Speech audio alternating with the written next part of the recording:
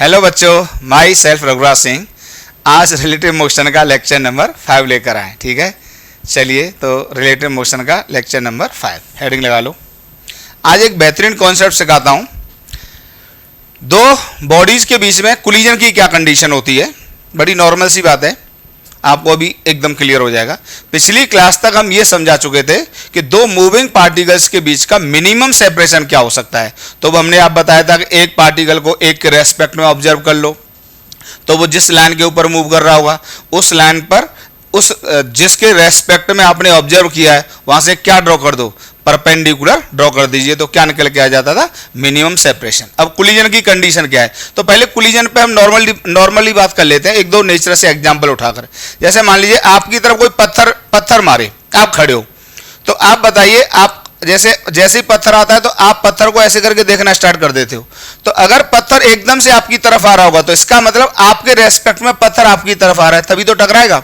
और अगर आप जब पत्थर को देख रहे हैं और आपकी तरफ ना करके वो किसी और पाथ से जा रहा है तो वो नहीं टकराएगा। तो बस यही कंसेप्ट है टू बॉडीज के कोलिजन का, कि अगर एक ऑब्जर्वर के रेस्पेक्ट में जो भी आपने लिया है उसके रेस्पेक्ट में दूसरा ऑब्जेक्ट जिसको कोलाइड करना है, अगर वो उसकी तरफ आ रहा हो डायरेक्ट, तब तो वो टकराएगा, अदरवाइज नहीं टकराएगा। ये बात जरा लिख के समझ में बेहतर तरीके से आइए। देखिए, तो हेडिंग लगा लो, condition of collision of two objects. लेकिन मैं वही वाला केस डिस्कस करूंगा, मूविंग विद यूनिफॉर्म वेलोसिटी, मतलब एक्सीलरेशन वाले केस हम लोग डिस्कस नहीं कर रहे हैं अभी स्टार्टिंग में। ठीक है, तो खुद बताइए, देखिए अभी आपको समझ में आने वाला एकदम से। देखिए, जैसे मान लीजिए, देखिए खुद समझो, जैसे मान लो ए यहां पर खड़ा हुआ है, एकदम बहुत ही आसान बात है। अगर जीरो से समझोगे तो 100% एक एक बात क्लियर हो जाएगी तुमको। अगर ये ए यहां खड़ा हुआ है, अब जरा समझना, अगर मान लीजिए, देखो मैं कुछ पार्टिकल्स मूव कराता हूं, एक इधर मूव कर रहा है वी से, ये इधर मूव कर रहा है वी से, ये इधर मूव कर रहा है वी से। खुद बताइए, ये ए है, ये बी है, ये सी है। आंखों से देख के बताइए, अगर ए यहां पर खड़ा हुआ है, या इसको कुछ और नाम दे दो, चलो मान लो ये पी पार्टिकल है, या इसको बी ले लो। अब बताओ, या बी डैश ले लो, क्यों उधर ए बी सी लिया है। अब आप बताइए बी से में से कौन टकराएगा। ऑब्वियसली ये तो बी तो टकरा ही नहीं सकता, क्योंकि ये इसके रेस्पेक्ट में ये इधर मूव कर रहा है। यार जो दिखाई दे रहा है वही बोलो, इसके रेस्पेक्ट में इसका ये पाथ है, नहीं टकरा सकता। सी टकरा सकता है क्या, नहीं टकरा सकता, क्यों इधर जा रहा है, क्या टकरा ही नहीं सकता। टकराने का मतलब इसकी तरफ तो आना चाहिए एटलीस्ट। ये यार इसकी तरफ आ रहा है, देखिए ये, तो इसमें से क्या होगा, A will collide with B dash. Clear हो गया, तो ये ए बी डैश से कोलाइड हो जाएगा। तो बताइए कोलिजन की कंडीशन क्या हो गई, कि एक ऑब्जर्वर के रेस्पेक्ट में ऑब्जेक्ट का वेलोसिटी ऑब्जर्वर के डायरेक्शन में ही होना चाहिए। ये हो जाएगी कोलिजन की कंडीशन। ओके, इतना पॉज करके उतारो। ठीक है, चलिए तो लिख दीजिए जरा, कंडीशन ऑफ कोलिजन।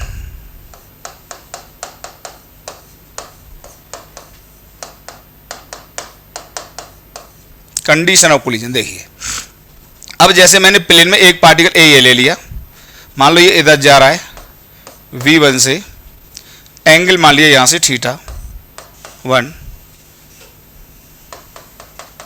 ये B है, ये V2 से इधर जा रहा है, ये एंगल θ2, और जो भी इनके बीच में डिस्टेंस है D मान लीजिए। अब आपको ए और बी की कोलिजन की कंडीशन बतानी है। Find the condition of collision. Please यार, बहुत आसान है। अब देखिए, चाहे आप ए पर बैठ के बी को देख लो, चाहे बी पर बैठ के ए को देख लो। अगर ए पर बैठ के आप बी को देखेंगे तो ए रेस्ट में आ जाएगा, और ए पर बैठ के जब बी को देखेंगे तो ए रेस्ट में आ जाएगा। और ए पर बैठकर बी की वेलोसिटी इस लाइन के अलोंग होनी चाहिए जो दोनों को जोड़ रही है। ठीक है, तो देखिए, B with respect to A, B को देखना है आपको एक पर बैठकर, तो चलिए ए को बना लेते हैं, ए ये रहा, और यहां पर ये ऑब्जर्वर बैठा दिया, जो हमेशा किस में लेना है, रेस्ट में। क्लियर, एकदम आसान। अब जरा बी को देखिए, इस पर बैठकर आप बी को देख रहे हैं, तो बी के पास जो अपना है, अपना क्या है, ग्राउंड फ्रेम से V2, तो V2 उसके पास एज इट इज रहेगा, तो V2 इसके पास एज इट इज। क्लियर? जिस एंगल पर है उसी एंगल पर रहेगा θ2। और जो कुछ ए के पास है, क्योंकि ए पर बैठकर आप बी को देखना चाहते हैं, तो ये अपनी वेलोसिटी उठा के इसको अपोजिट डायरेक्शन में देगा। बहुत अच्छे से बता चुका हूं। तो V1 ऐसे है, इसका एंगल आप यहां से ऑब्जर्व कर लीजिए, ये θ1 हॉरिजॉन्टल से, ठीक है, तो ये आएगा इधर V1, ये एंगल θ1। क्लियर हुआ? तो अब बताइए इसके रेस्पेक्ट में जो इफेक्टिव वेलोसिटी होनी चाहिए, ध्यान रखना, वो तभी टकराएगा जो अभी मैंने बताया कि बी की वेलोसिटी इसी लाइन के अलोंग आनी चाहिए, ठीक है। तो अब यहां पे लिखता हूं if B collides, clear, collides with A, then with respect to A, velocity of B must be along the line joining A and B। Clear हो गई? हर हालत में इस लाइन के अलोंग की वेलोसिटी होनी चाहिए। इतना पॉज करके उतारिए, हर हालत में इस लाइन के अलोंग की वेलोसिटी होनी चाहिए। क्लियर? चलिए स्क्रीनशॉट ले लो, इसको हटा दूं क्योंकि जगह नहीं मेरे पास।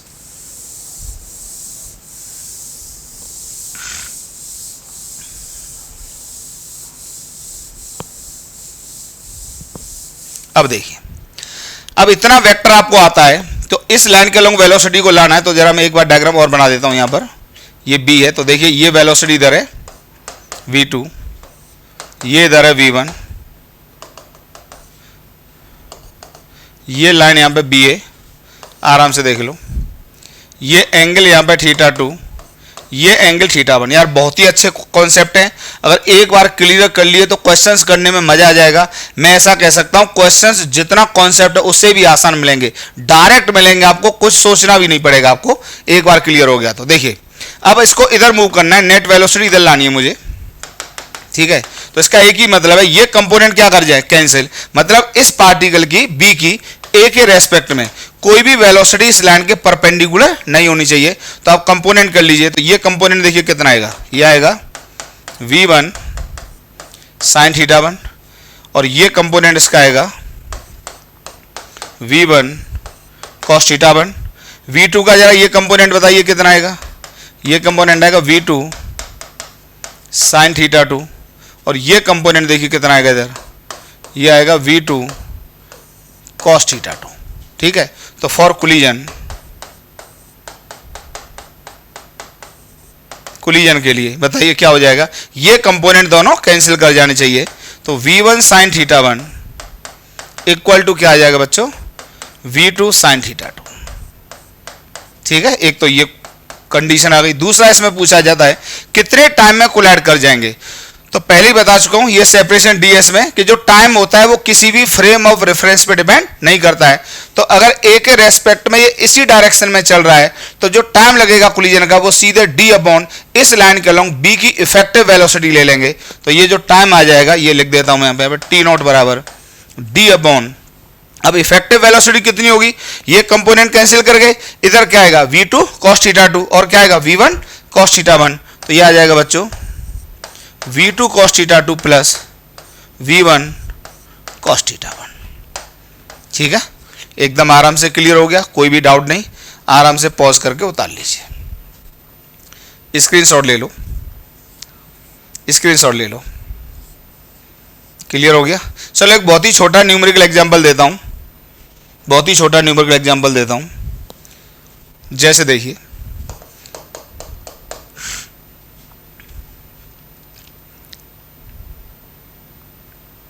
ये ए पार्टिकल है, यहां से यहां तक इनके बीच की दूरी 10 मीटर और ये बी है। डायग्राम ड्रॉ करना आ जाएगा आपको। मान लीजिए इधर ये जा रहा है 50 मीटर पर सेकंड से, ठीक, और ये एंगल मान लो हमने दिया 37 डिग्री। तो आपको दो बातें पूछी हैं, एक तो इसकी कितनी वेलोसिटी होनी चाहिए और किस एंगल पर होनी चाहिए, ठीक है, किस एंगल पर होनी चाहिए जिससे कि दोनों टकरा जाएं, या कभी कभी एंगल दे देता है या वेलोसिटी दे देता है, चलो जो भी हम देख लेते हैं इसको, ठीक है। तो find the velocity of B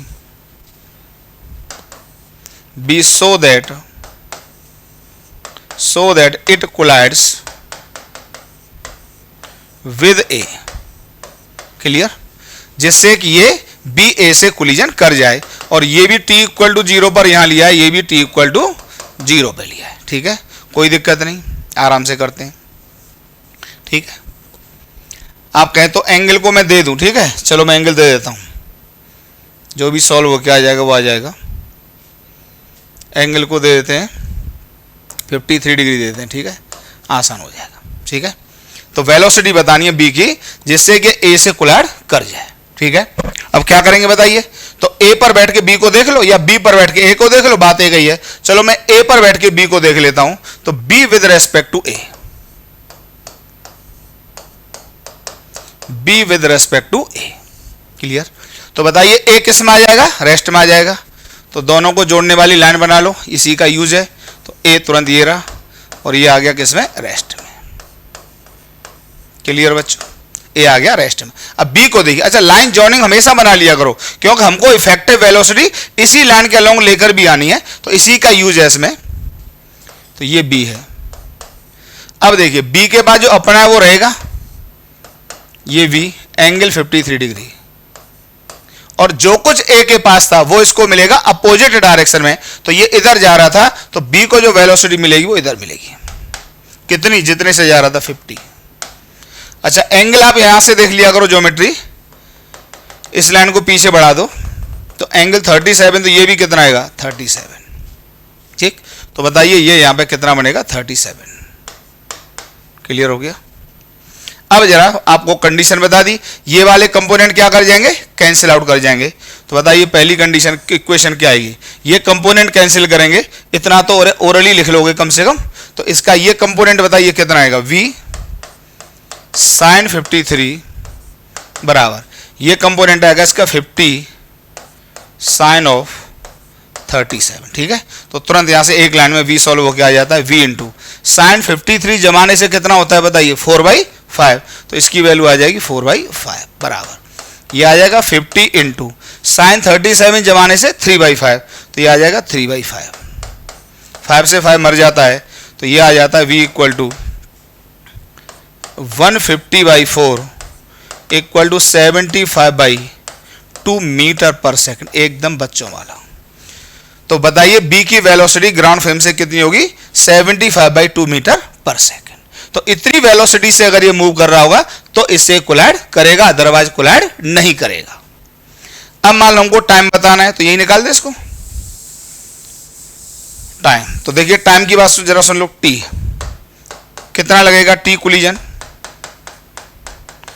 का जो समय लगेगा, तो देखिए यहां से यहां तक डिस्टेंस कितना था d, टाइम किसी भी फ्रेम ऑफ रेफरेंस पे डिपेंड नहीं करता, तो ए के रेस्पेक्ट में बी की इफेक्टिव वेलोसिटी इस लाइन के अलोंग तुरंत आ जाएगी जैसे ही v की वैल्यू आप ये लोगे। तो बताइए जो टाइम लगेगा वो लगेगा 10 डिवाइडेड बाई, अब इस डायरेक्शन में वेलोसिटी कितनी होगी b की, तो इसका ये कॉस कंपोनेंट और इसका कॉस कंपोनेंट, तो ये आ जाएगा v cos 53 प्लस ये आ जाएगा 50 cos 37। आप v की ये वैल्यू इसमें उठा के पुट कर देंगे, आपको एक आंसर मिल जाएगा, ठीक है। बिल्कुल भी कठिन नहीं लगा होगा, जैसा मैंने आपको कॉन्सेप्ट डिस्कस किया वैसा ही क्वेश्चन एज इट इज मिला। और यार ऑनेस्टली बता दूं, सब क्वेश्चन आपको एक जैसे मिलेंगे, चाहे मैं आपको आईआईटी एडवांस का क्वेश्चन करा दूं, मतलब जो नीट के स्टूडेंट हैं वो भी आईआईटी एडवांस का क्वेश्चन कर ले जाएंगे अगर इतना फंडा आपका क्लियर है तो, ठीक है। चलिए पॉज करके उतारिए, स्क्रीनशॉट ले लो, ठीक, आगे बढ़ता हूं। चलिए ये क्वेश्चन है, मैं कहूंगा पॉज करके ट्राई कर लो इसको, देखिए एकदम आसान है, वैसा ही क्वेश्चन है जो अभी कराया था। 2 particles start moving simultaneously from 0,0 and 1,0। तो एक पार्टिकल यहां पर, इसका नाम चलो मैं ए दे देता हूं, ठीक है, एक पार्टिकल ये, इसका नाम मैं बी दे देता हूं।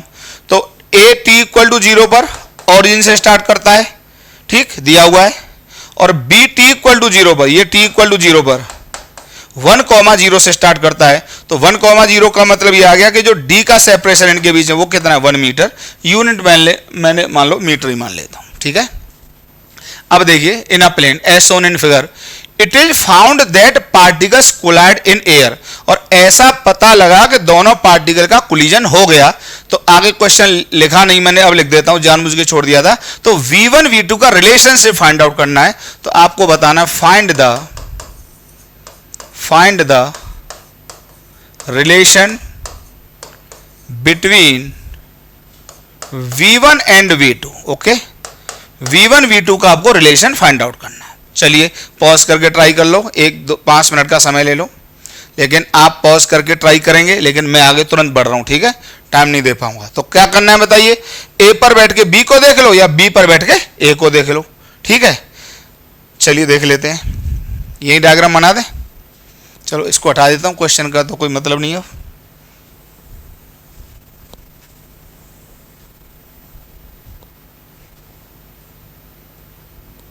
चलिए अब देखिए आप, तो B with respect to A, B को देख लेते हैं A पर बैठकर, तो तुरंत A किस में आ जाएगा, रेस्ट में।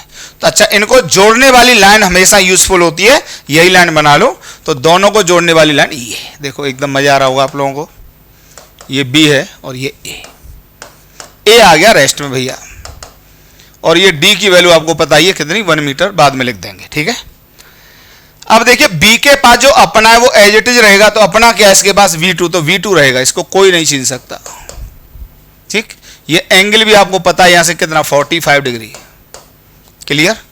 और A रेस्ट में आ चुका है, ये रेस्ट में लेना पड़ेगा आपको, बता चुके हैं सब, इसको आप देख रहे हैं B को, और जो कुछ A के पास होगा वो इसको मिलेगा अपोजिट डायरेक्शन में। तो देखिए यहां से कितने एंगल पर है ये 30, तो ये जब पीछे बढ़ाएंगे आप इसको, तो देखिए ये एंगल 30 ही आएगा। तो इसका मतलब देखो ये एंगल 45 तो इधर होगा, तो इससे एंगल थोड़ा कम बनाएगा, ठीक है। तो ये एंगल बनेगा यहां से कितना, V1 एंगल 30, एकदम आसान है। अब बताइए अगर B A से कोलाइड कर जाए तो B को इस लाइन के अलॉन्ग मूव करना पड़ेगा ऐसे, यार ऐसे देखो, अब आप कैसे ऐसे मूव कर गया तो मैं कहूंगा कोलिजन होगा ही नहीं, ऐसे ही मूव करना पड़ेगा तभी कोलिजन होगा, ठीक है। तो वो कंडीशन भी लिख देंगे, पर एक बात की गारंटी है कि इस जो दोनों को जोड़ने वाली लाइन है इसके परपेंडिकुलर कोई भी वेलोसिटी B पर नहीं हो सकती विद रेस्पेक्ट टू A, तभी कोलिजन होगा, अदरवाइज कोलिजन हो ही नहीं सकता। तो इसका मतलब इस लाइन के परपेंडिकुलर ये लाइन के ये वाले कंपोनेंट आप क्या कर दो, इक्वेट करा दो। तो कंडीशन ऑफ कोलिजन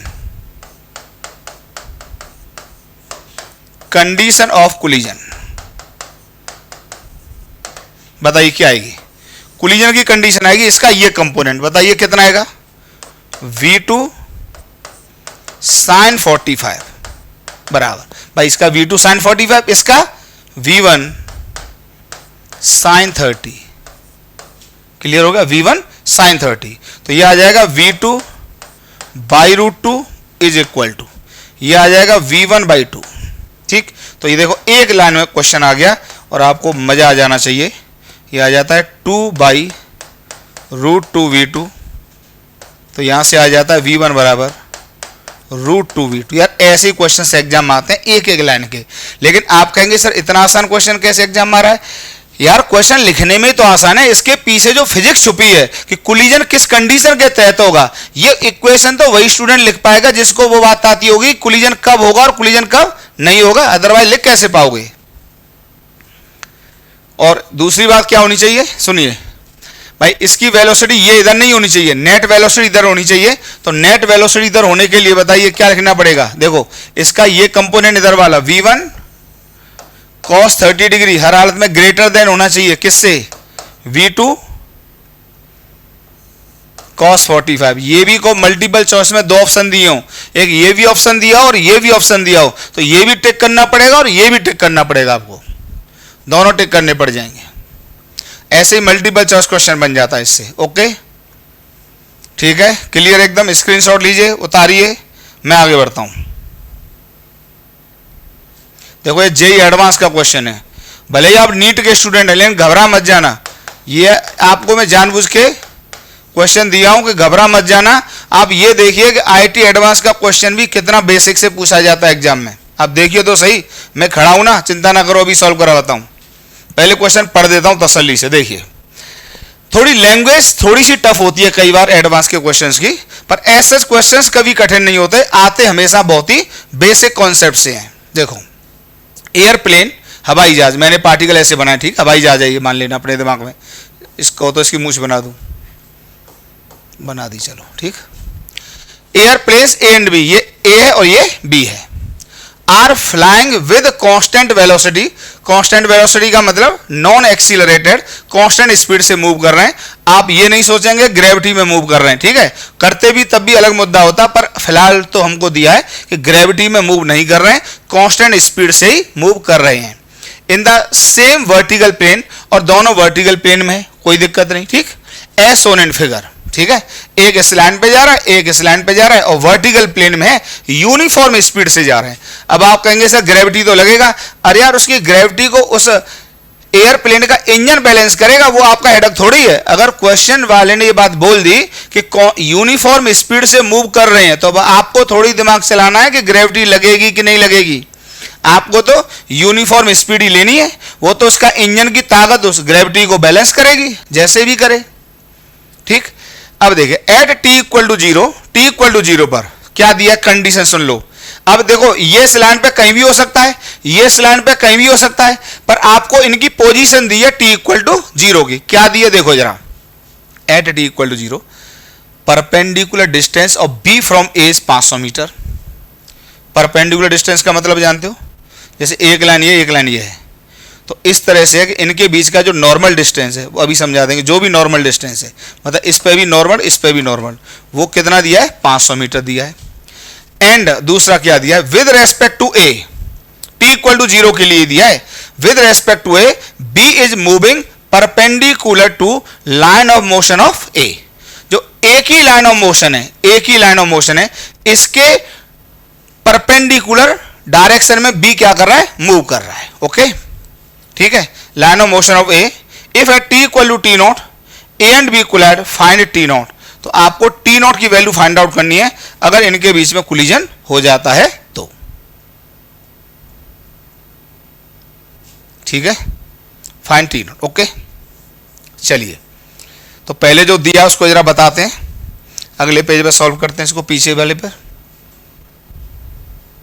देखिए,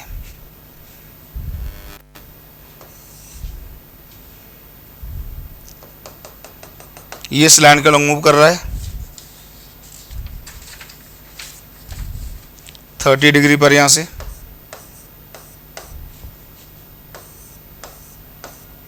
इसकी वेलोसिटी v1 दी है, v1 की वैल्यू कितनी लिखी है बच्चों, 100√2 100√3, ठीक, मीटर पर सेकंड नहीं लिख रहा हूं। और ये जो b है इसको यहीं पे मान लो t इक्वल टू जीरो पर, क्यों सब कुछ आपको b के बारे में दिया है, ठीक। अब देखिए इसकी जो वेलोसिटी है वो कितने एंगल पर है, 60 डिग्री पर, v2 60 डिग्री पर, v2 दिया 60 डिग्री पर, ठीक है।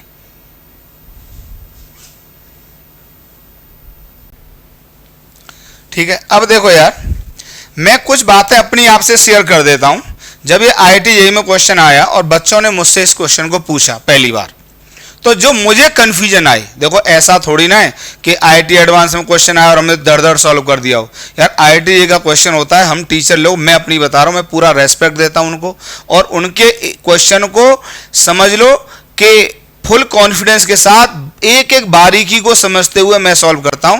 तो मुझे जो बारीकियां समझ में आई, क्या क्या कंफ्यूजन आए, तो एक तो बच्चों को इसमें जो, मुझे यार बच्चा उस समय मैं ही होता हूं, ठीक है, जो कंफ्यूजन आता है वो ये आता है, कई बार जैसे ये यहां से चला तो हम लोग क्या, मैं जो कि सोच रहा था, एक मिनट के लिए मैं सोच रहा था ए यहां पर होगा टी इक्वल टू जीरो पर, अगर ए यहां पर होगा टी इक्वल टू जीरो पर, बी होगा, तो फिर जो कंडीशन दी थी देखिए क्या, ये वाली कंडीशन, ये वाली condition at T equal to zero perpendicular distance of B from A is 500 metre, तो मैंने कहा फिर यार ये इसका मतलब 500 मीटर देना चाहिए, ये तो दिया नहीं है, ठीक है, ये दिया नहीं है, और and with respect to A B is moving perpendicular to line of motion of A. फिर मैंने कहा इसके रेस्पेक्ट में, ए के रेस्पेक्ट में जो बी है वो परपेंडिकुलर मूव कर रहा है, तो जब हम इसको उठा के इधर देंगे, इसको उठा के इधर देंगे, तो वो परपेंडिकुलर आएगा ही नहीं, आएगा ही नहीं। इसका मतलब तब खुद सोचना पड़ता है, सुन लेना, फिर खुद सोचना पड़ता है line of motion of A if eight, फिर ठीक है, बाद की बात ये, फिर तो ठीक है। तो फिर यहां से सोचना पड़ता है। फिर क्वेश्चन को पढ़ा मैंने एक बार कि airplanes A and B are flying with constant velocity in the same vertical plane as shown in figure.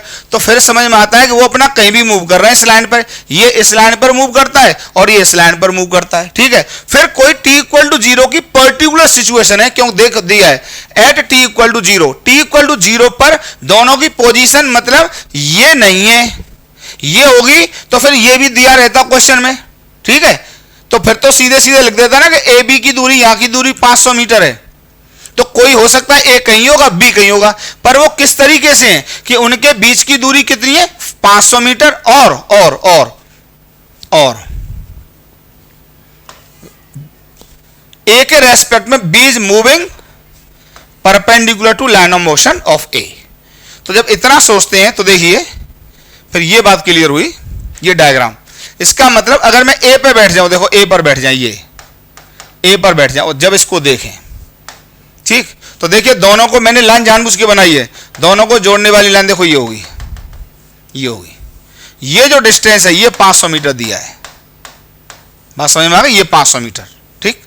और इसके रेस्पेक्ट में ये किधर मूव कर रहा है, इस लाइन के परपेंडिकुलर। तो इस लाइन के परपेंडिकुलर मूव करने का मतलब क्या है जरा सुनना। अब इस वेक्टर के कंपोनेंट करो आप, एक इसके अलॉन्ग और एक इसके परपेंडिकुलर। तो देखो यहां पर भी कंफ्यूजन आएगा। अगर ये एंगल 60 है, जरा सुनते जाना, ये 30 है, देखना इसको डी को 1 मिनट हटा दूं यहां से, जानबूझ के हटा रहा हूं, जगह नहीं है और कोई बात नहीं है, मैं डी लिख देता हूं, ये ठीक है, डी लिख दिया है। तो देखो ये एंगल 30, ये 60 बचा, तो ये भी 60 आ गया, क्लियर हो गया होगा। ये 60 180 होता है तीनों का सम। अब देखिए इस वेक्टर के कंपोनेंट आप एक तो इस लाइन के अलॉन्ग करेंगे ये, और एक इसके परपेंडिकुलर। तो देखो 60 से मतलब नहीं, ये कंपोनेंट ये आएगा। तो देखो ये, अब ये 60 है तो ये एंगल कितना बचा 30, तो ये कंपोनेंट आ जाएगा V2 cos 30, और ये कंपोनेंट कितना आएगा इधर, ये आएगा V2 sin 30। हाँ ये मत कहना सर cos 60 भी तो हो सकता है, तो हो सकता है, उसमें कोई बात नहीं है। cos 60 की जितनी वैल्यू होती है उतनी sin 30 की होती है, बात एक ही होती है, ठीक है, ऐसे भी कर सकते थे। तो अब देखिए ए के रेस्पेक्ट में जो बी है वो इस लाइन के परपेंडिकुलर मूव कर रहा है, मतलब ऐसे मूव कर रहा है। पर अब देखिए ए के रेस्पेक्ट में, तो ए के पास जो है वो इसको उठा के कैसे देंगे, अपोजिट डायरेक्शन में। तो इसको उठा के देंगे तो इसके रेस्पेक्ट में ये दे देंगे इसको, ये आ जाएगा V1, क्लियर हुआ, ये V1 आ जाएगा, ठीक। अब देखिए अब ए का लाइन ऑफ मोशन ये है और ये लाइन मैंने परपेंडिकुलर ड्रॉ की है, तो बी इसके रेस्पेक्ट में इस लाइन ऑफ मोशन के परपेंडिकुलर मूव कर रहा है, ये ऐसे करके, क्लियर हुआ भाई। देखिए क्वेश्चन देख लो ना, देखिए with respect to A B is moving perpendicular to line of motion of A, clear हुआ। तो लाइन ऑफ मोशन ए की क्या है, ए की लाइन ऑफ मोशन ये है, ए की लाइन ऑफ मोशन ये है, और इसके परपेंडिकुलर मूव कर रहा है। तो बताइए अब जो ए के रेस्पेक्ट में बी का डायग्राम आया है वो देखो V2 ये है, V2 का एक कंपोनेंट है, एक कंपोनेंट ये। जैसे ही मैंने क्वेश्चन में पढ़ा कि जो बी है वो ए के रेस्पेक्ट में इस लाइन के परपेंडिकुलर मूव कर रहा है, तो तुरंत मैंने परपेंडिकुलर वाली लाइन ड्रॉ कर ली और इसका उठा के इधर दे देंगे। तो अब देखिए अगर बी इस लाइन के अलॉन्ग जा रहा है तो ये कंपोनेंट कैंसिल कर जाने चाहिए, आगे होगा मजा, ये कंपोनेंट कैंसिल कर जाने चाहिए। बस यही पर क्वेश्चन छुपा है, इतना ही क्वेश्चन है, इससे बड़ा क्वेश्चन तो कोलिजन में हो ही नहीं सकता, ठीक है। तो देखिए if B moves perpendicular to line of motion of A के लाइन ऑफ मोशन के परपेंडिकुलर मूव करता है, तो ये कंपोनेंट कैंसिल हो जाने चाहिए। इसका मतलब V2 cos 30 बराबर क्या आ जाएगा बच्चों, V1। अच्छा V1 की वैल्यू तो मैं दी थी, V2 दिया नहीं था, तो यहां से आ जाएगा V2 cos 30 आ जाएगा पारे बच्चों √3/2, और V1 पारे बच्चों 100 √3, √3 से √3 मर जाता है, तो v2 इक्वल टू आ जाता है पर बच्चों 200 मीटर पर सेकंड।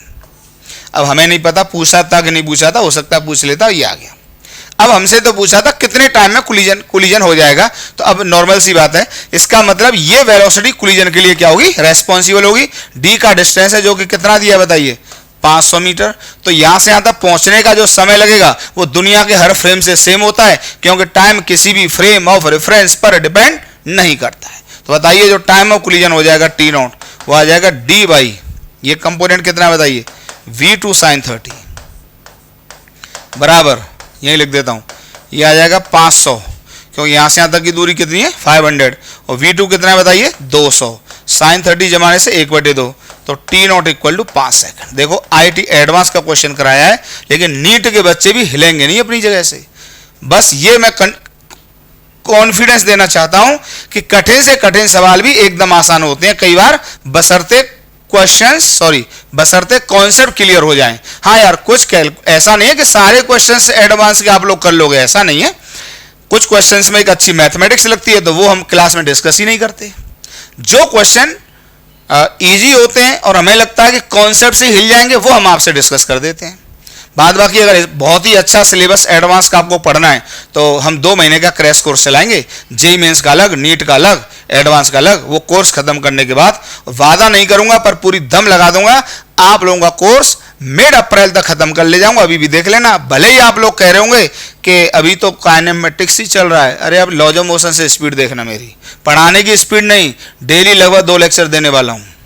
एक 11th का एक दिन और एक लेक्चर 11th, एक लेक्चर 12th, बड़े आराम से खत्म होगा। ठीक है, चलिए आगे बढ़ते हैं। चलिए ये भी देखिए IIT एडवांस का क्वेश्चन, जेईई एडवांस। इससे भी नहीं डरने देंगे आपको, समझ लेना, डरने नहीं देंगे क्वेश्चन से। आप जितनी ताकत लगा देना, डरने नहीं देंगे सवाल से। तसल्ली रखनी पड़ेगी, आराम से सॉल्व करूंगा। पूरे बोर्ड पे तो क्वेश्चन ही भर गया है, अगले पेज पे भी सॉल्व करना पड़ेगा। पहले मैं क्वेश्चन समझा दूं, ठीक है, फिर आराम से सॉल्व करते हैं, आपको मजा आएगा। और बहुत ही टिपिकल क्वेश्चन माना गया था, लेकिन मैंने जब इसको सॉल्व किया तो सही बता दूं केवल लैंग्वेज का फर्क था और सोर्स का फर्क था। क्वेश्चन 1 लाइन का था, देखिए कैसे मजा आएगा आपको। ऑन अ स्मूथ सरफेस, सबसे पहले तो एक्स और वाई देख कैसा लगता है कि ग्रेविटी नीचे लगेगा। फालतू की बात कर रहे हो, क्यों लगेगा, ऐसा कुछ है ही नहीं, ऐसा कुछ है ही नहीं। Smooth surface X Y plane, ये स्मूथ सरफेस है, मतलब हॉरिजॉन्टल सरफेस है। हॉरिजॉन्टल का मतलब इधर एक्स एक्सिस इधर वाई एक्सिस, ग्रेविटी परपेंडिकुलर है, ये प्लेन में मूव कर रहा है। ठीक हुई बात, पहले ये दिमाग से निकालो, क्योंकि जैसे ये जाता है तो तुरंत ग्रेविटी की खुशबू आने लगती है आप लोगों को। ऐसा कुछ नहीं है, ठीक है, जो है वो समझो। एडवांस का क्वेश्चन है, लैंग्वेज बड़ी सोच समझ के सेट की जाती है। As moving with constant velocity, देखो यूनिफॉर्म वेलोसिटी दे दी, और मैं पहले ही बता के चला था जितने केस कर रहे हैं, केस क्या, हमने तो जितने सवाल देखे एक आध को छोड़ दें, सब यूनिफॉर्म मोशन के ही सवाल एग्जाम आए। इसकी वेलोसिटी दी है √3 - 1 मीटर पर सेकेंड, और ग्राउंड फ्रेम से इसका मतलब ये along the Y axis move कर रहा है। एस ओन एंड फिगर, बहुत कुछ आपको फिगर से समझना है। और t = t0 कोई समय है जिस समय ये लाइन यहां से कितना एंगल बना रही है बताइए 45 डिग्री। तो देखिए मैंने लिखा है इसको, मैंने क्या, क्वेश्चन वाले ने लिखा है एट t = t0, इस खास समय पर जब t0 आ जाए, इसका मतलब कोई खास movement at t = t0 when line OA, ये लाइन OA देखो ये मूव करता जाएगा भाई, ये इस लाइन के अलॉन्ग मूव कर रहा होगा, समझना जरा बात को। तो इस लाइन का एंगल तो लगातार वेरी करेगा। जब ट्रॉली यहां पर होगी तो ये एंगल कितना होगा 0, और जब ट्रॉली इन्फिनिटी पर होगी तो ये एंगल कितना होगा 90 लगभग। तो ये एंगल लगातार वेरी करेगा, कहां से कहां तक 0 से 90। पर आपको वो वाला मूवमेंट दिया गया है, ट्रॉली का वो सिचुएशन दी गई है जिस समय ट्रॉली O के साथ कितना एंगल बना रही है 45 डिग्री, और किस फ्रेम से, ग्राउंड फ्रेम से बना रही है। ठीक है, अब देखिए इसी समय क्या, अब ball is throne along the surface, एक बॉल यहां से फेंकी गई ऐसे। अब खुद बताइए, अभी मैं आगे की बात करूंगा, चलो पढ़ लेता हूं पहले। अब ball is throne along the surface so that ball hit the trolley, और ट्रॉली को हिट कर जाए। तो एक मिनट बात बताओ, बच्चों की तरह बताओ, अगर उस बॉल को मैंने, ध्यान से सुनना, इस लाइन का अलोंग फेंका होता इसके, तो बताइए उतने टाइम में ट्रॉली इधर बढ़ जाती और बॉल ऐसे करके निकल जाती, कोलिजन होता नहीं होता। या सोच लीजिए ना, अगर बॉल को मैंने ऐसे फेंका होता, ग्राउंड फ्रेम से ही सोच लीजिए, तो ट्रॉली उतनी देर में इधर बढ़ जाती, ये ऐसे निकल जाती, कोलिजन होता ही नहीं। और कोलिजन कराना है तो क्या इधर 45 से कम पर फेंकें? अरे यार, जब 45 पे कोलिजन नहीं हो रहा है तो 45 से कम पर तो ये बहुत दूर होगा और ये किसी और रास्ते से निकल जाएगी, तब भी कोलिजन नहीं होगा। तो कोलिजन अगर इससे कराना है तो बॉल को आपको किसी इस रास्ते से फेंकना होगा, ऐसे ऐसे ले जाना होगा, ऐसे। भाई बॉल ऐसे जा रही होगी, जब बॉल यहां पहुंचेगी तो ट्रॉली यहां से ये पहुंच जाएगी और दोनों का क्या हो जाएगा? कोलिजन हो जाएगा। आगे देखते हैं वैसे क्या है। अब देखिए, hit the trolley if velocity of ball makes angle phi. तो जो बॉल की वेलोसिटी है वो एंगल यहां से फाई बनाती है, अभी क्लियर करूंगा, ठीक है। फाई बनाती है, ये टोटल एंगल, ये एंगल फाई बनाती है, ठीक है, ये दिया हुआ है विद एक्स एक्सिस। अब आपको क्या फाइंड आउट करना है? Calculate the angle made bye, अच्छा ये बताओ, आगे क्वेश्चन पढ़ता हूं। Calculate the angle made by the velocity, देखो जगह कम थी तो थोड़ा मैं पढ़ के बता रहा हूं। Calculate the angle made by the velocity of the ball in the frame of trolley. तो ट्रॉली के फ्रेम से एंगल बताना है, पर बताइए जो फाई का एंगल है ये तो ग्राउंड फ्रेम से होगा। भाई फाई किस फ्रेम से होगा? ग्राउंड से, ग्राउंड फ्रेम से होगा। ट्रॉली के फ्रेम से एंगल फाइंड आउट करना है। तो चलिए मैं अगले पेज पे सॉल्व कर देता हूं उसको, ठीक है। देखो एकदम बच्चों की तरह करेंगे। देखो ट्रॉली से लाइन कलम जा रही है, ठीक है। अब इस मोमेंट पर ये यहां पे v कितना दिया था? रूट वी ट्रॉली √3 - 1 मीटर पर सेकंड, ओके। ये t = t0। इस समय ये लाइन एंगल कितना बना रही है? 45।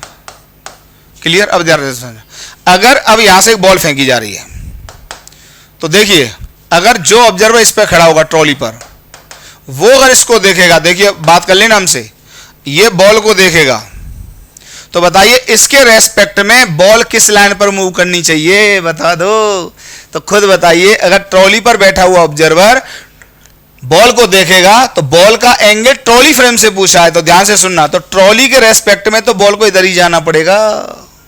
कहने का मतलब, अगर बॉल को कोलाइड करना है ट्रॉली से तो ट्रॉली वाले ऑब्जर्वर के रेस्पेक्ट में प्लीज बॉल इस लाइन पर ही मूव करनी चाहिए, क्योंकि इसके लिए ये किस में आ चुकी है? ट्रॉली रेस्ट में, और बॉल दिखाई देगी। तो इसका मतलब ये वेलोसिटी आनी चाहिए, ball with respect to trolley ये आना चाहिए भैया, तभी टकरा पाएगा। वो कैसे आएगा वो अलग मुद्दा है, वो सब समझा देंगे। तो इसका मतलब बताइए थीटा की वैल्यू कितनी आ गई? 45 डिग्री आ गई। पहला आंसर हो गया। देखो सीधे सीधे दिया ही था कि ये लाइन इस समय 45 बना रही है, तो ट्रॉली के रेस्पेक्ट में बॉल को इधर ही चलना पड़ेगा, तभी तो टकराएगी, नहीं टकरा कैसे जाएगी? हाँ, ये बॉल ग्राउंड फ्रेम से कुछ ऐसे जा रही होगी, और वो भी दिया है। देखो सवाल में कितना आसान दिया है, देखो सवाल, देखो सवाल। सेकंड पार्ट को देखना, क्लियर हो गया? पहला part, calculate the angle made by the velocity of the ball in the frame of trolley. देखो एक लाइन का सवाल आया बेटा, तो ट्रॉली के फ्रेम से, तो ये जो थीटा है बताइए, ये है angle made by the ball with respect to trolley. Trolley frame से ये एंगल बनना चाहिए, ठीक हो गया। अब देखिए क्वेश्चन आसान कितना देते हैं हमेशा, देखना बी पार्ट देखना। बी पार्ट छोटा सा लिखा है मैंने, इफ फाई, मतलब फाई कौन सा एंगल था? ये विद रेस्पेक्ट टू ग्राउंड लिखा है मैंने, ग्राउंड के रेस्पेक्ट में, ग्राउंड के रेस्पेक्ट में, ग्राउंड के रेस्पेक्ट में एंगल फाई है, और ये कितना दिया है? इफ पूछा नहीं तुमसे, देखो दे दिया है, इफ फाई = 4/3 थीटा, मतलब कि जो ट्रॉली फ्रेम से एंगल था 45, जो ग्राउंड फ्रेम से एंगल है बॉल का, ठीक। देखो बॉल इधर मूव करेगी, मैं उसी डायग्राम बना दूं, यही मूव, चलो बना देता हूं। देखो इधर बॉल ये मूव करेगी, इधर होगी velocity of ball with respect to ground, इधर मूव करेगी, तो ये एंगल टोटल यहां पे कितना बन रहा है? फाई, ठीक। तो जो फाई दिया हुआ है वो कितना दिया बताइए? 4/3 थीटा। तो फाई = कितना हो गया बताइए? 4/3 थीटा कितना है? 45, तो ये आ गया 60 डिग्री। इसका मतलब ग्राउंड फ्रेम से जो बॉल का एंगल बना है वो 60 डिग्री बना है, ट्रॉली फ्रेम से 45 बना है। ये आंसर क्लियर हो गया, ये आंसर क्लियर हो गया, ठीक। और क्या पूछा सवाल में? Find speed of ball, ball की स्पीड पूछिए यार, ठीक है, बॉल की क्या पूछिए, स्पीड पूछिए। तो चलो सॉल्व कर देते हैं, कुछ है ही नहीं कोलिजन के कंसेप्ट, आइए कर देते हैं सॉल्व, ठीक है, कर देते हैं सॉल्व, इसको हटा दे एकदम। अब सब कुछ आपने कैलकुलेट कर लिया, मुझे भी याद है, ठीक है। चलिए अब एकदम बच्चों की तरह कर देते हैं सॉल्व। चलिए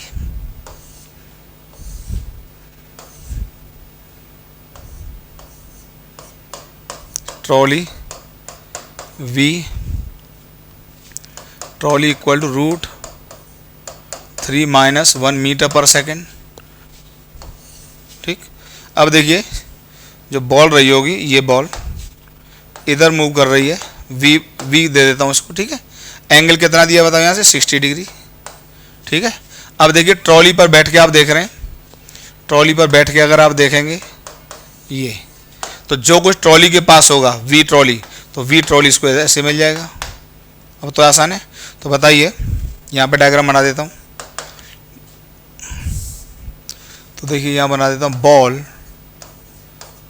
with respect to trolley, trolley के रेस्पेक्ट में बॉल, देखना। तो अगर आपने बॉल को ऐसे दिया वी, एंगल आपको पता ही कितना है यहाँ से, 60 डिग्री, पता ही है ना। और जो कुछ ट्रॉली के पास होगा वो उसको अपोजिट डायरेक्शन मिला, कितना, √3 - 1, ठीक। अब आपको पता है कि इसकी जो इफेक्टिव वेलोसिटी आनी चाहिए, ध्यान रखना, वो आनी इधर चाहिए यार, ये लाइन के लो, क्योंकि यहाँ से ही ये 45 डिग्री आ रहा है।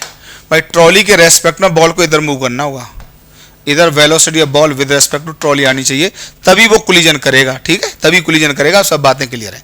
इसका मतलब ये हो गया, ये 45, तो ये एंगल हो गया 15 डिग्री, ठीक। तो इसका मतलब हमको जो कंपोनेंट करने होंगे, प्लीज ध्यान से देखना। अब मेरे पास एक तरह से ये लाइन मैटर करेगी, ये लाइन देखो, ऐसे डायग्राम बनाओ जैसे बता रहा हूँ। तो अब देखिए एक इसके परपेंडिकुलर खींचूंगा, क्यों, मुझे कंपोनेंट इस लाइन के अलोंग करने होंगे और इसके परपेंडिकुलर, इसी में बच्चे फंस जाते हैं प्लीज यार। तो इस लाइन के अलोंग और इसके परपेंडिकुलर, ठीक है, ज्योमेट्री बहुत अच्छी बन जाए, इसलिए डायग्राम बार बार बना रहा हूँ, ठीक है। तो देखिए बॉल के पास एक तो वी ए है, जो कि यहाँ से 15 डिग्री पर, ये देखिए 15 बना इस लाइन के साथ, ये लाइन मैटर करेगी।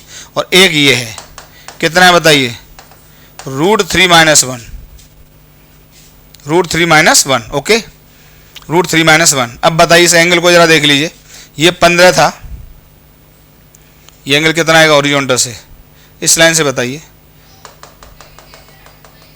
ये 15 था, ये कितना था, 45, ठीक है बच्चों, ये 45, ठीक है। जरा इस एंगल को फाइंड आउट करो कितना आएगा,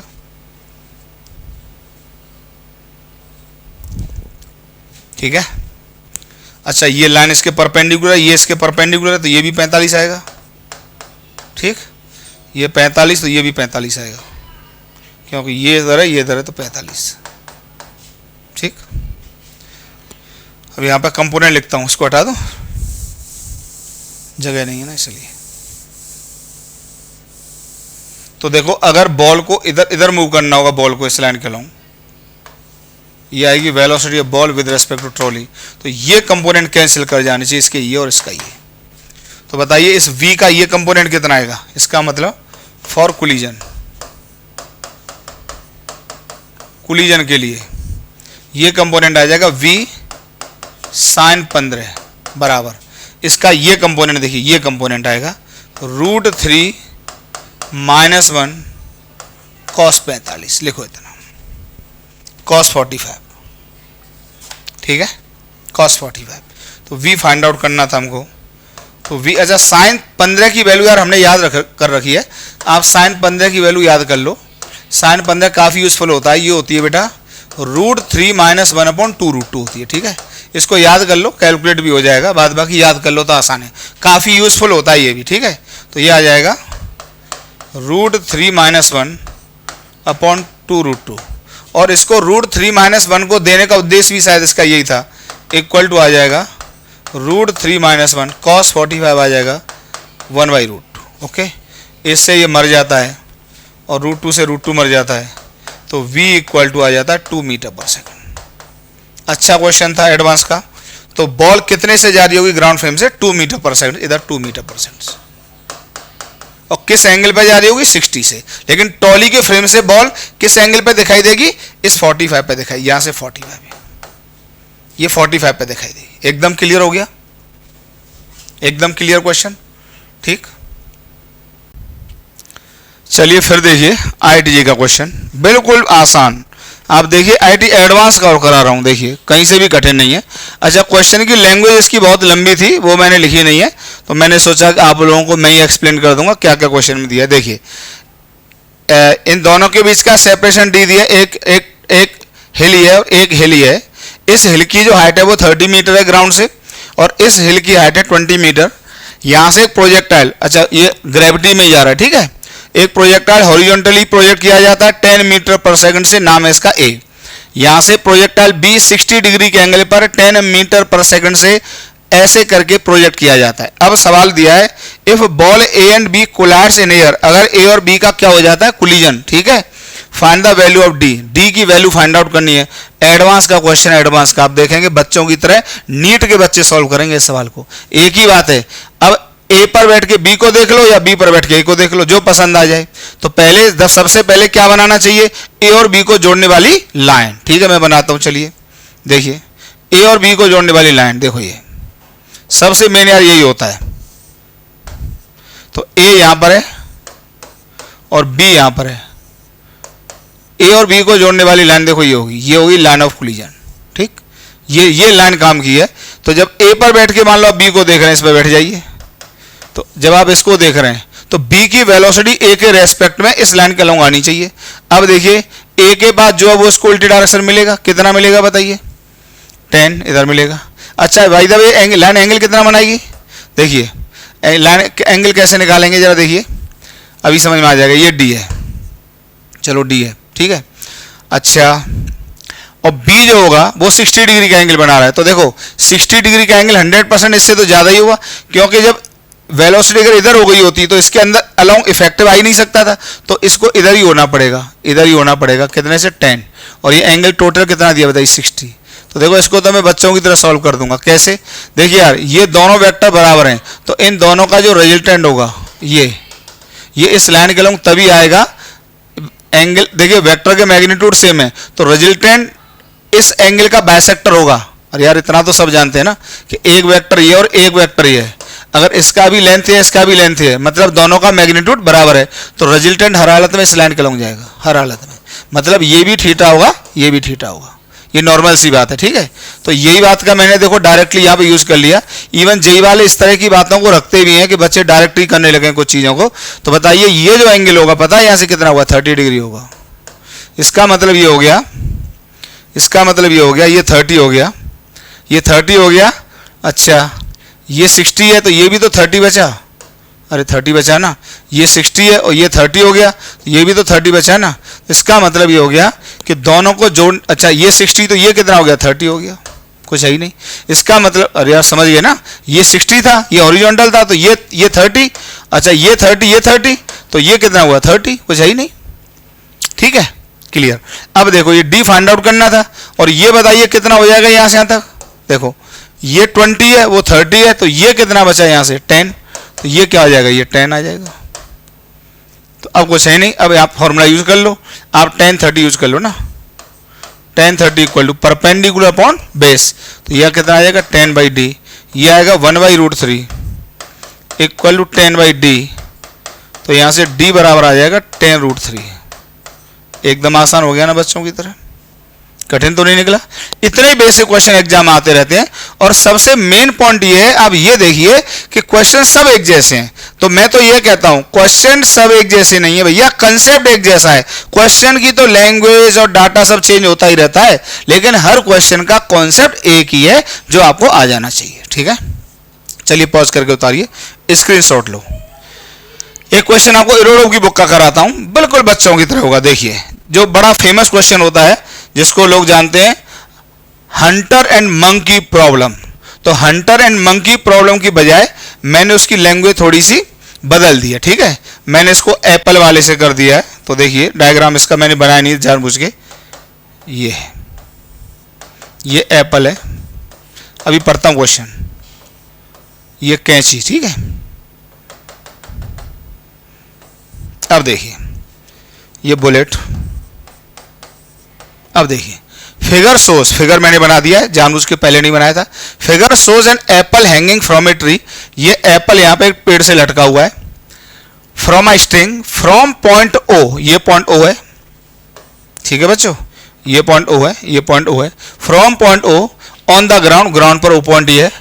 अ शॉट, शॉट मतलब वही बंदूक की गोली, shot is fired towards the Apple. देखिए अगर अब एप्पल को हिट करना है, जरा समझ लेना, तो जो वेलोसिटी इसकी तरफ ही तो देनी होगी, या इस लाइन के लॉन्ग ही तो देनी पड़ेगी यार, ये यही तो मेन पॉइंट होता है। तो इधर इसको वेलोसिटी देनी पड़ेगी, ये वेलोसिटी तो देनी पड़ेगी।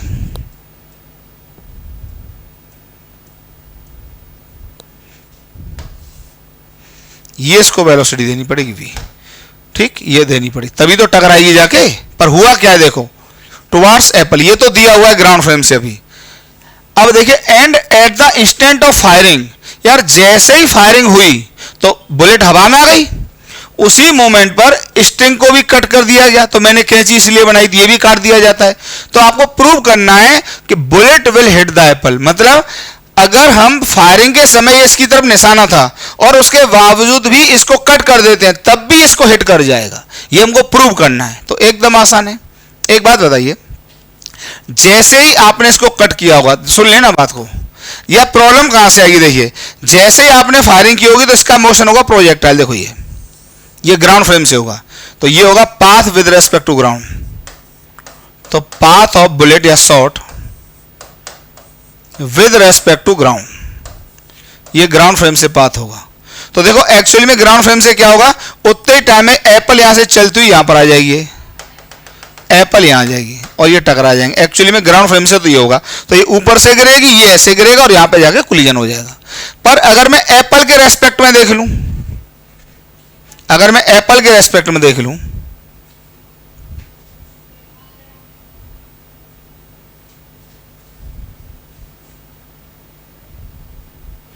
अगर मैं एप्पल के रेस्पेक्ट में देख लूं, देखो with respect to apple, just after, ध्यान से सुनना, just after string is cut, और बात एक गई, और shot is fired, just after shot को फायर करने के बाद या एप्पल को कट करने के बाद। तो देखिए जैसे ही आपने एप्पल को कट किया होगा तो इसके पास वेलोसिटी तो होगी बच्चा 0, लेकिन ग्रेविटी का जी आ चुका होगा पिक्चर में। और हमें पता है ये जो शॉट था वो भी हवा में आ गया होगा, उसको वेलोसिटी दी इधर ही गई थी, इसके पास भी जी आ चुका होगा, ये ग्राउंड फ्रेम से होगा, ठीक। तो देखिए ये तो किससे, ग्राउंड फ्रेम से। तो जब आप एप्पल के रेस्पेक्ट में फोटो बनाएंगे तो ये तो ग्राउंड से बनाया मैंने, ठीक है, जानबूझ के। तो देखिए जब ग्राउंड से बनाएंगे तो ग्राउंड से ये बनेगा, ये ऑब्जर्वर, ये एप्पल। तो जो कुछ एप्पल के पास था वो शॉट को मिलेगा, तो इसके बाद जी ऐसे था तो इसका जी उसको ऊपर मिलेगा। देखो इसी में बस मजा है, ये कैंसिल आउट कर गए और इसके पास जो वी था वो उसी लाइन के लॉन्ग बच गया। और सुनिए असल में क्या है कि acceleration of shot with respect to apple equal to 0 आ गया, क्योंकि ये कैंसिल आउट कर गए। और ये कैंसिल आउट होने का मतलब ये हो गया कि एप्पल के रेस्पेक्ट में जो बुलेट का मोशन होगा वो होगा यूनिफॉर्म। तो इसका मतलब हो गया मोशन ऑफ बुलेट या shot with respect to apple is uniform. और अगर मोशन यूनिफॉर्म होगा तो निशाना ऑब्वियसली एप्पल की तरफ ही लगाया गया था, तो v की वेलोसिटी एप्पल के डायरेक्शन में ही थी, तो इसको कभी ना कभी जाके तो हर हालत में ये इंटरसेक्ट करी जाएगी या कोलिजन करी जाएगी। तो इतना सा इसका एक्सप्लेनेशन था। तो मेन एक्सप्लेनेशन इसमें यह छुपा था कि एप्पल के रेस्पेक्ट में जो बुलेट थी या शॉट था उसका एक्सीलरेशन क्या कर जाएगा, कैंसिल आउट, और कैंसिल आउट कर जाएगा तो मोशन होगा यूनिफॉर्म। तो अगर शुरुआती दौर में वेलोसिटी एप्पल की तरफ थी तो वो हमेशा एप्पल की तरफ ही बनी रहेगी और 100% एप्पल से जाके क्या कर जाएगी, कोलाइड कर जाएगी। ये इसको प्रूव होता है। तो ये कॉन्सेप्ट मैंने आज खत्म कर दिया। आज की क्लास यहीं पर रोकता हूं, ठीक है। आप लोग पढ़ाई करते रहिए, मैं पूरी ताकत लगा दूंगा, आप लोगों के साथ कोई कमी नहीं छोड़ूंगा। चलिए फिर, ठीक है।